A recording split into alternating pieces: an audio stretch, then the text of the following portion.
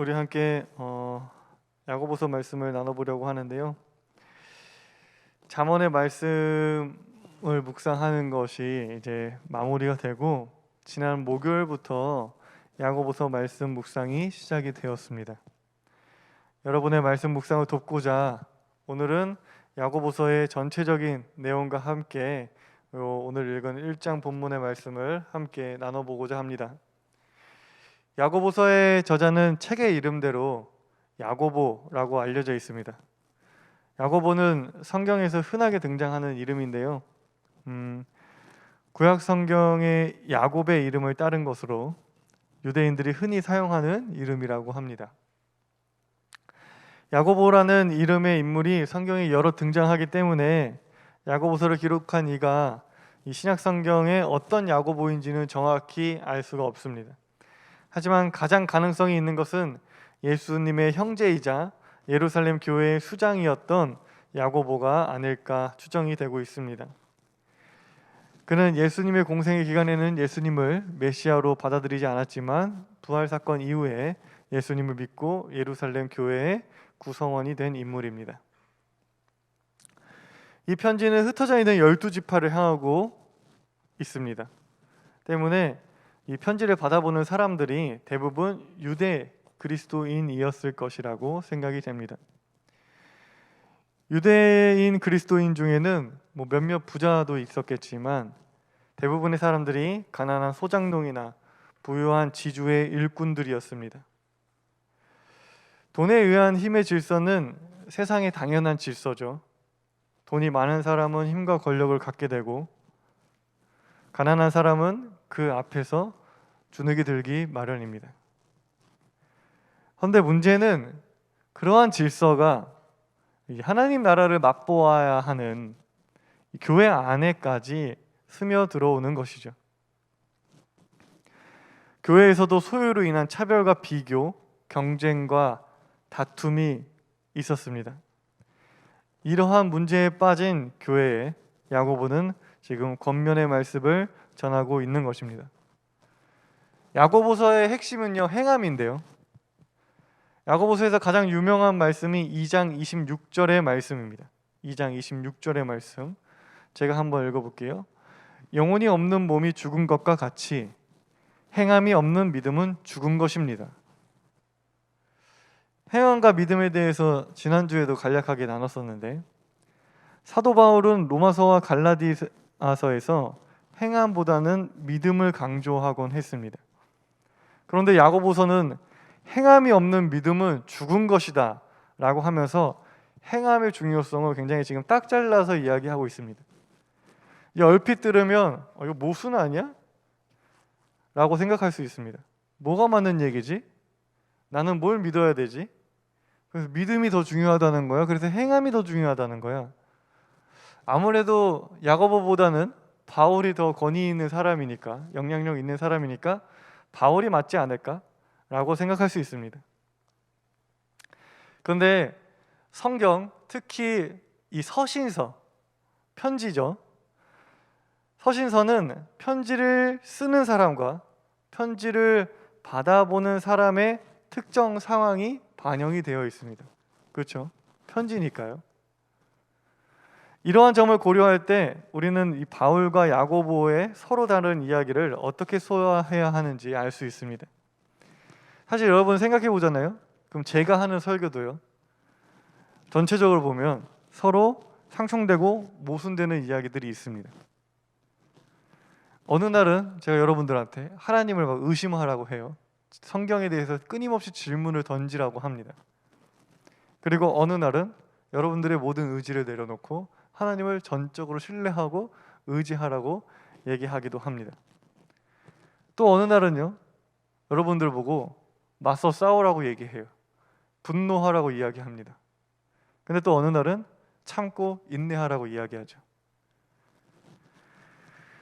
이러한 말씀들은 말씀이 전해지는 그 상황과 내막을 들여다보지 않고 겉으로 들리는 내용만 보게 되면 상충되고 서로 반대되는 이야기 같습니다. 하지만 말씀의 의도와 의미를 생각해 보면 모두 하나님 말씀 안에서 하나의 결을 가지고 있음을 우리가 알 수 있죠. 믿음을 강조하는 바울과 행함을 강조하는 야고보 또한 마찬가지예요. 바울이 믿음을 강조했던 이유는 이 유대 그리스도인들의 차별 때문이었습니다. 유대인 그리스도인들이 이방인 그리스도인들을 차별했기 때문이에요. 당시 유대인 그리스도인들은 유대인들의 할례나 율법 등을 강조하면서 이방 사람들에게까지 이것을 강요했습니다. 유대인의 전통에 따라야 진정한 그리스도인이 된다고 생각했어요. 근데 그것은 신앙의 본질이 아니죠. 할례나 율법은 어디까지나 하나님의 말씀이 아닌 그 말씀이 어떤 신의적, 문화적으로 드러난 것이죠. 그것은 본질이 아니었습니다. 때문에 바울은 믿음을 강조했습니다.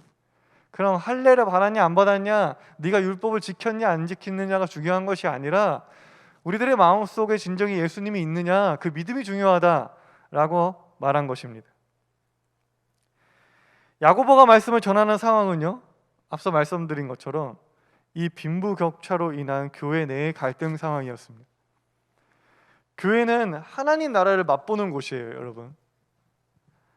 세상과는 다른 가치와 기준, 질서가 세워지는 곳이 바로 교회인 것이죠.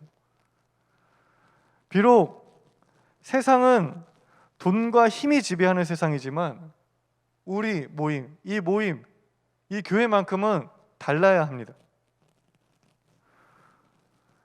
모두가 하나님의 자녀가 되어서 우리가 세상에서는 어떤 직업, 어떤 계층, 어떤 경제적 수준에 있든 상관없이 우리는 이곳에서는, 우리 모임에서는 당신이 누구든 얼마를 벌든 어떤 직업을 가졌든 모두가 평등하게 지내면서 평화롭게 지내는 것이 교회인 것이죠. 세상은 더 많이 가지려고 갈등하고 경쟁하고 싸우지만 우리는, 우리 모임에서는 내 것을 나눠주면서 다 함께 살자고, 그런 새로운 가치, 새로운 질서로 살아가는 것이 바로 교회인 것입니다. 하지만 교회마저 부자와 가난한 자의 차별, 부와 권력에 따른 힘의 질서가 미치자 야고보는 이러한 상황에 지금 일침을 가하는 것입니다. 니들 예수님 믿는 사람이라며, 하나님 안에 형제 자매라며, 근데 돈 때문에 사람을 차별하고 서로 갈등해? 그게 그리스도인다운 거야? 너네들은 지금 행함이 없는 거야. 너네들은 지금 그리스도인답게 살고 있지 못하는 거야 라고 외치고 있는 것입니다. 그러니 바울과 야고보는 서로 상충되고 모순되는 말씀이 아니라 서로 상호 보완되는 말씀인 것입니다. 그리고 큰 맥락에서 보면 하나의 진리를 선포하고 있는 거죠. 사람을 차별하고 구별하면서 그리스도인으로서의 삶을 살지 않는 사람은 믿음이 없는 거죠. 하나님에 대한 전적인 신뢰가 없으니까 세상 질서를 포기하지 못하는 것입니다. 믿음이 없는 게 행위가 없는 거고요, 행위가 없는 것을 믿음이 없다고 하는 겁니다. 둘은 구분될 수 없고, 즉 바울이 말하는 믿음과 야고보가 말하는 행위는 크게 다르지 않다는 것을 우리는 알 수 있습니다. 이제 이러한 이해를 가지고 우리 함께 야고보서의 말씀을 묵상해 나갈 텐데요, 우리가 이 야고보서 묵상을 하는 기간 동안에 우리들의 공동체가, 우리들의 모임이, 이 신세청이라고 하는 모임이 좀 더 하나님 나라를 닮아가고 우리들의 인격과 사람 됨됨이가 그리스도인다워지기를 간절히 소망합니다. 그럼 오늘의 말씀을 좀 더 구체적으로 살펴보겠습니다. 야고보는 편지를 읽는 사람들한테 여러 가지 어려움에 빠질 때에 그것을 기쁨으로 생각하라고 말하고 있어요. 참 어려운 일이죠. 가능한가라는 생각도 듭니다. 시련에 어떻게 대처해야 하는지 지금 야고보는 이야기하고 있는 것입니다. 한자로 이 보다라고 하는 뜻을 가진 단어가 이제 볼시와 볼견이 있습니다. 시는 시각, 시야 등처럼 눈으로 보는 것을 뜻할 때 사용하는 단어고요, 견은 현상이나 사건을 바라보는 시각, 생각, 사고를 나타내는 견해 같은 단어를 사용할 때 쓰는 단어입니다. 저는 오늘 야고보서의 말씀을 이렇게 했습니다. 자신에게 일어나는 어려움을 그냥 눈으로 보지 말고 견으로 보라고 느껴졌습니다. 보이는 대로 보지 말고 하나님의 눈으로 그 사건의 의미를 바라보라는 말씀으로 다가왔습니다. 여러분의 삶이 어렵다는 거 잘 알고 있습니다. 시대적으로도 어렵고 개인적인 문제들로도 많이 어렵다는 거 알고 있습니다. 우리 삶에 있어서 어렵지 않은 날이 얼마나 있겠어요? 좋은 날보다 힘든 날이 더 많을 것입니다. 하지만 그 힘든 날들이 좋은 날을 만드는 밑거름임을 깨닫지 못한다면, 지금 여러분들의 웅크림이 높이 뛰어오르기 위한 도약의 발판임을 여러분들이 깨닫지 못한다면 마음의 평안과 이 땅에서의 하나님 나라를 누리기란 쉽지 않을 것입니다. 삶의 어려움을 바라보는 그 눈에 하나님의 지혜가 없다면 우리 삶은 잠깐씩 예외가 생겨서 좋은 일이 있을 수 있겠지만 보통은 그냥 고난의 연속인 것처럼 느껴질 것입니다. 오늘 야고보서의 말씀은 그냥 긍정적인 마인드를 가지라는 이야기가 아닙니다. 긍정의 힘을 이야기하는 것이 아닙니다. 여러분, 신앙심이 좋다고 다 좋아 보이는 것은 아닙니다. 사실 그래야 되는 게 아니죠. 우리의 신앙은 깊어질수록요, 나쁜 것과 좋은 것을 구분하는 날카로운 지혜가 생깁니다. 결코 모든 것이 다 좋아 보이는 것이 아닙니다. 나쁜 것에는 용서와 타협이 없고 좋은 것에는 한없이 관대해지는 것이 신앙이 깊어진다는 것입니다. 그러한 면에서 우리가 나의 어려움을 새로운 눈으로 바라보기 위해서는 일단은 나의 어려움이 어디서부터 비롯되는 것인지 우선 판단할 수 있어야 합니다. 이 야고보서의 특징 중 하나는요, 삶의 시련이 하나님으로부터 온다는 것을 거부하고 있습니다. 야고보는 삶의 어려움을 하나님이 의도적으로 준다는 신학적 견해를 거부하고 있어요. 우리 삶에 어려움이 생기는 이유는 사람의 욕심 때문이지 하나님 때문이 아니라고 말합니다. 우리 보통 그렇게 생각하잖아요. 힘든 일이 생겼어. 하나님이 나를 시험하시나 보다. 하나님이 나를 힘들게 하는 거라고 생각할 때가 있죠. 근데 야고보서는 그렇지 않다라는 거예요. 이에 대해서 우리 부장님이, 서정현 부장님이 금요일 묵상에서 아주 잘 정리를 해주셨는데 제가 한번 읽어볼게요. 본문에서 시험을 당하는 것, 테스트, 것과 시험에 빠지는 것, 템플을 명확하게 구분하고 있다. 하나님은 우리의 믿음을 연단하고 생명의 면류관을 주시기 위해 시험을 주실 때가 있다. 그러나 우리를 죄로 유혹하지는 않으신다. 그런 시험은 우리의 욕심 때문이라고 야고보 사도는 명확하게 선언한다. 살면서 내가 생각도 못한 상황에 처하게 되어 힘들 때가 있다. 어떤 것은 내가 이루고자 하는 것이 있어 이를 버리다가 벼랑 끝에 몰리는 경우도 있다. 내가 처한 어려움이 과연 시험인지 유혹인지 구분하는 것이 꼭 필요한 것 같다 라고 이렇게 묵상을 해주셨어요. 부장님의 묵상처럼 우리가 시험을 당하는 것과 시험 또는 유혹에 빠지는 것은 큰 차이가 있습니다. 우리가 나의 어려움을 신앙의 눈으로 이제 견하려고 할 때 구분해야 하는 첫 번째가 바로 이 두 가지를 구분하는 것입니다. 나름 신앙이 좋다고 하는 사람들은 자신에게 어려운 일이 생겼을 때 그것을 모두 하나님이 주시는 시련이라고 생각하는 경우가 많습니다. 그냥 자기가 잘못한 건데도요. 여러분, 예를 들어서 누군가가 여러분들한테 이렇게 뇌물을 주면서 뭔가를 청탁했어요. 우리한테 그럴 일은 없겠지만 옳은 방법은 아닌 거죠. 그러한 상황에서 우리는 신앙적 양심과 어떤 물질적 욕심 사이에서 흔들리게 될 것입니다.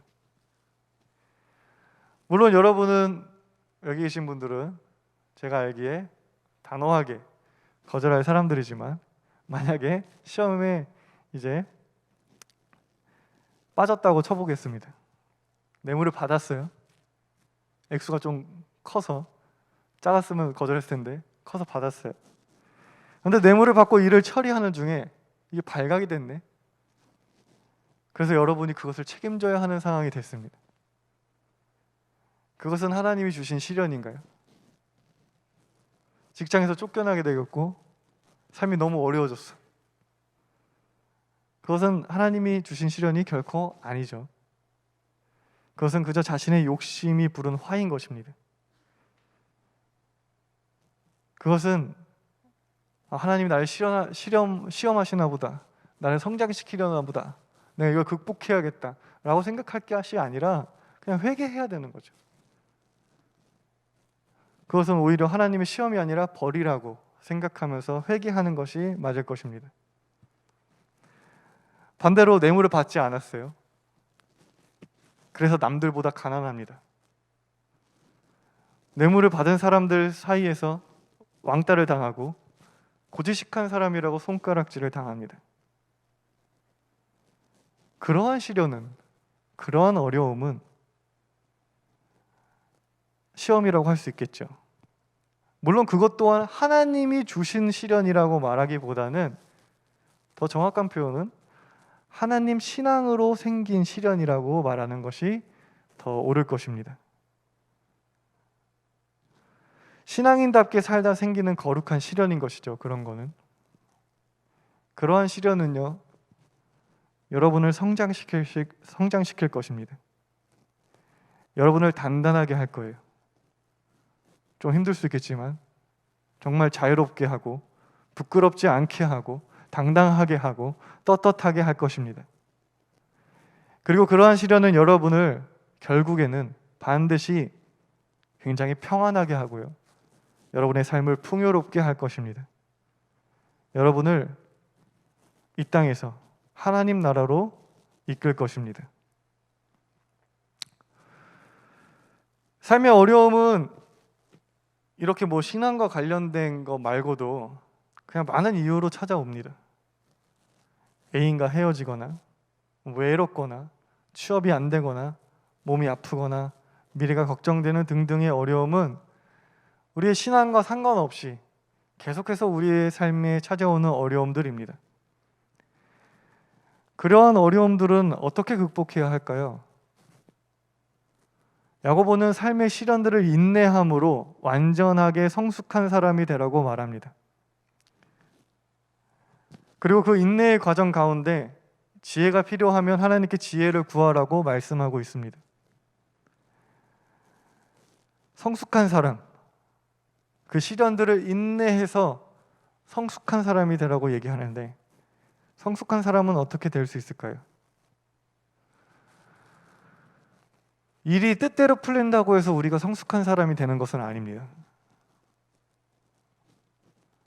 때때로 우리는 신앙의 열매가, 내가 신앙생활을 열심히 했어요, 그래서 그 보상과 열매가 내 뜻대로 일이 풀리는 것이라고 생각할 때가 있습니다. 신앙생활을 잘하면 내가 하는 일이 내 뜻대로 잘 풀릴 것이라고 생각하는 거죠. 얼핏 들으면 맞는 것 같지만 자칫하면 하나님 신앙으로 내 뜻을 이루려는 것이 되곤 합니다. 우리의 신앙의 목표는 내 뜻을 이루는 것이 아니라 하나님 뜻을 이루는 것입니다. 하나님 뜻은 뭐예요? 우리가 하나님의 자녀가 되는 것입니다.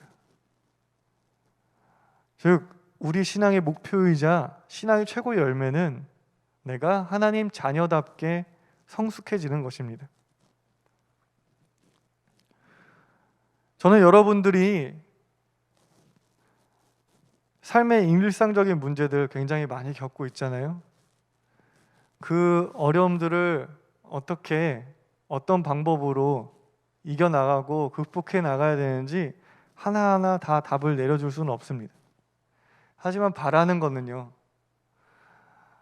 우리가 겪는 삶의 일상적인 문제들, 그리고 누구나 겪게 되고 겪어야만 하는 어려움들, 그 어려움들로 인해서 여러분들이 그냥 힘들어만 하는 것이 아니라 그 일로 인해서 여러분들이 성숙해졌으면 좋겠습니다. 학업, 취업, 결혼, 미래, 노후 등의 문제들을 여러분들이 하나하나씩 겪어 나갈 때마다 여러분들이 하나님 안에서 성숙한 인간이 되어 나가기를 기대하고 소망합니다. 성숙해진다는 건 넉넉해진다는 것이고요, 여유로워진다는 거고, 침착하다는 것이고, 부드러워진다는 것입니다. 성숙한 사람은 일상적인 삶의 문제들이 나의 삶을 좌우하지 않을 것을 아는 사람들입니다. 지금 나를 힘들게 하는 그 문제가 내 삶의 성공과 실패를, 내 존재 자체를 흔들지 못할 것이라는 것을 아는 사람들입니다. 진정 내 삶을 좌우하는 것은 오직 하나님 한 분이심을 아는 사람인 것입니다. 그러니 성숙한 사람은 초조해하거나 불안해하거나 좌절하지 않습니다. 문제를 빨리 해결하려고 하기보다 방향을 먼저 고민하고 그 과정 중에 자기가 하나님 안에 있는지 확인하는 사람입니다. 길을 가다가 머리 위로 열매가 떨어졌어요. 그 경험을 하고 누군가는 재수없어 라고 생각하고 그치는 사람이 있는 반면에, 누군가는 만유인류의 법칙을 생각하기도 하고, 또 누군가는 그걸 보면서 때가 되면 누가 따지도 않아도 저렇게 열매가 떨어지는구나, 신기하다 하면서 하나님의 창조 섭리를 묵상하기도 합니다. 또 누군가는 나처럼 다른 사람 머리 위에는 떨어지지 않을까 염려하고 주변 사람들을 살피는 사람도 있습니다. 그렇게 같은 경험을 하고도 누군가는 성장하고 성숙해지는 반면에 누군가는 그 일을 해결하고 피하기만 급급합니다. 삶의 일상적인 문제들로 힘들어하고 불행해하기에는 여러분의 시간과 젊음이 너무나 소중합니다. 그리고 그러한 어려움들은 하나님이 사랑하시고 창조하신 여러분들이 염려하기에는 너무 작은 일들일 수도 있습니다. 우리가 염려해야 하는 것은 어려움을 겪어 나가면서도, 시간이 지나면서도 우리의 인격이 항상 같은 수준에 머물러 있는 것입니다. 삶의 문제를 만날 때마다 많은 어려움들을 겪었음에도 불구하고 항상 어린 시절처럼 똑같이 정정긍긍하는 모습입니다. 나이를 먹어도 나한테서 예수님의 향기가 풍기지 않는 모습입니다. 우리가 염려해야 되는 것들은 그런 것이죠. 삶의 어려움은 하나님과 동행하며 인내하다 보면 어느새 지나가 있을 것입니다. 영원히 어려운 일은 없고 하나님이 여러분을 그렇게 내버려 두지도 않으실 것입니다. 우리가 바랄 것은 어려움이 지나간 그 자리에 내 삶의 흔적에 예수님의 향기가 남아있는 것입니다. 1년 후, 10년 후 여러분들이 막 30이 넘고 40이 넘고 그때에 여러분의 말과 행동, 미소 가운데 예수님의 향기가 느껴지게 기대하며 소망합니다. 여러분들이 다 지금보다도 한 10살 정도 더 많이 먹었을 때, 20살 정도 더 나이 많이 먹었을 때, 그때 만났을 때 여러분들의 얼굴에 넉넉함과 여유로움 그리고 예수님의 향기가 가득했으면 좋겠습니다. 다 함께 기도하겠습니다.